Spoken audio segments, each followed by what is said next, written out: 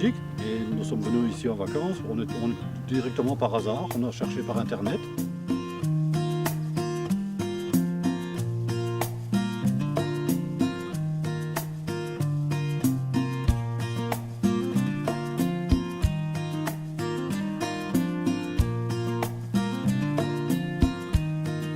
C'est un petit village qui est très typique et on est venu ici aussi parce qu'on a découvert le vin, donc justement à cet endroit-là.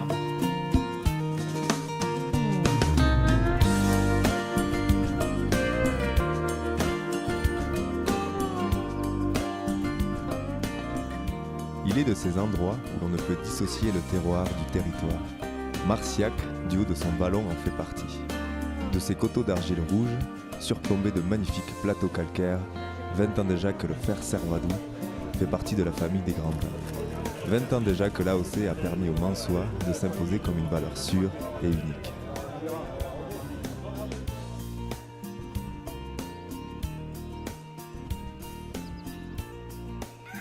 Tout démarre au IXe siècle dans l'abbaye de Conques.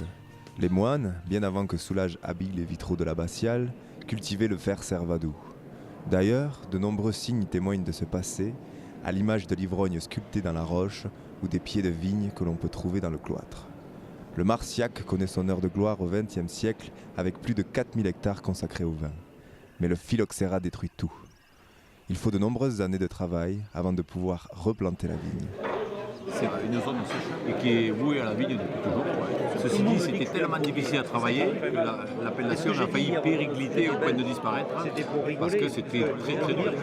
C'était à la pioche, ils descendaient les raisins sur la tête. Tant qu'on n'a pas connu le bulle et la pelle mécanique des années 70 qui ont permis de mécaniser aujourd'hui avec l'outil d'aujourd'hui tous ces coteaux, on était resté autant de boulot. Alors après, ça c'est un coup de chance. Il y a notre génération qui est arrivée dans les années 80 là, où on est une quinzaine de jeunes en 10 ans qui nous sommes installés sur nos exploitations qui étaient des petites exploitations difficiles, avec pour objectif de planter de la vigne et de faire du vin. L'AOC, c'était donc il y a 20 ans. Et donc la première chose qu'on a fait, c'est de continuer à vouloir progresser. C'est cette reconquête du vignoble, la reconquête des coteaux. Déjà là, ça a été une reconnaissance. Il y a eu un engouement de la part des vignerons à partir de ce moment-là.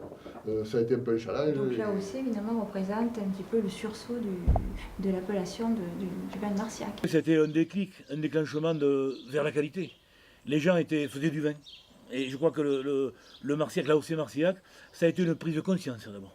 Donc l'AOC nous a motivés en disant « ça y est, vous êtes en première division, et bien, vous allez essayer de jouer en haut du tableau ». Le fait d'être reconnu, de rentrer dans la grande famille des AOC a permis au vignoble de fortement se développer. Les gens étaient partis, je crois, avec une trentaine d'hectares en appellation BDQS dans les années 60, en se posant les questions, est-ce qu'on a raison, est-ce que c'est bien de repartir là-dessus. Donc ces choses-là, on peut, comme un bon pain, on a pris le temps de lever. Donc 90, on nous a donné l'AOC, puisqu'on était arrivé à 100 hectares. Et donc aujourd'hui, on est à 200. C'est qu'aujourd'hui, on parle de traçabilité. Traçabilité, c'est un nouveau mot. C'est un mot qui veut dire d'où vient ce produit, comment est-il fait. Et aujourd'hui, on doit répondre aux vignerons comme tout fabricant, surtout dans l'agroalimentaire. On doit répondre de nos produits et savoir donc la fabrication, rassurer le consommateur. Il est venu également de la part du vigneron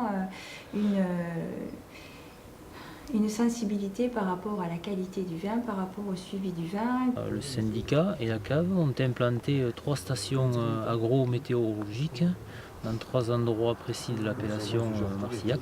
On n'intervient que si vraiment c'est nécessaire. Ça veut dire aussi qu'on accepte quelques tâches ou quelques dégâts sur la vigne, du moment que ça reste dans le domaine du raisonnable. C'est une des premières caves en Midi-Pyrénées à adopter cette démarche à grande échelle sur l'ensemble des surfaces de la cave coopérative. Et là, nos vignes qui vivent dans un endroit sain, un sol propre, relativement propre, puisque désherbant très peu. Ici, on essaie de travailler un petit peu à la mode, l'ancienne mode.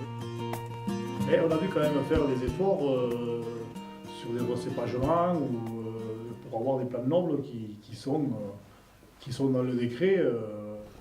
Rogner la vigne, à une certaine époque, c'est enlever des raisins quand il y en avait trop, c'est soigner beaucoup plus la vinification. C'est plutôt encombrant des fois d'être arrosé, hein, je vous assure. Hein.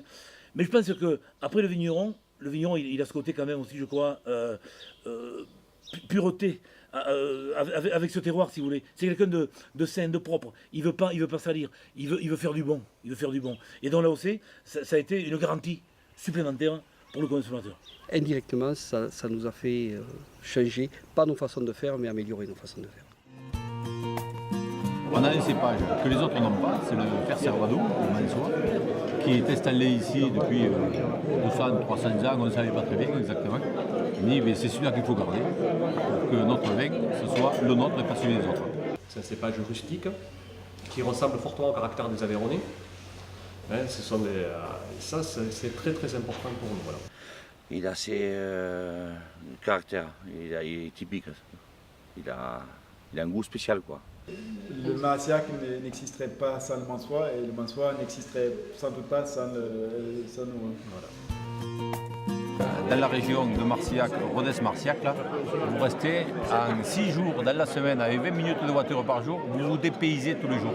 Vous avez la vallée du Lot, vous avez les grands plateaux de l'Aubrac, vous avez le Grand Causse, vous avez la vallée de l'Aveyron, toujours avec plein de patrimoine, avec plein de paysages, avec des choses qui sont hyper intéressantes. Le meilleur moyen de découvrir la région est d'aller à la rencontre des producteurs. Passage obligé à la cave coopérative des vignerons du Vallon, à Valady, active depuis les années 60. Direction Novial, dans le Rougier au domaine des Costes Rouges, où les randonneurs peuvent séjourner. C'est un gîte d'étape et séjour. Alors qu'est-ce que ça veut dire? Soit c'est pour une étape, une seule journée, un passage, un randonneur qui passe sur le GR, soit c'est pour un séjour, vous venez là quelques jours pour visiter la région et profiter des produits de la région. À quelques kilomètres seulement, on peut découvrir les vignes de Francis Coste. La baronnie se trouve à Mourette, à côté du magnifique château, la Cerverie, que l'on peut visiter toute l'année.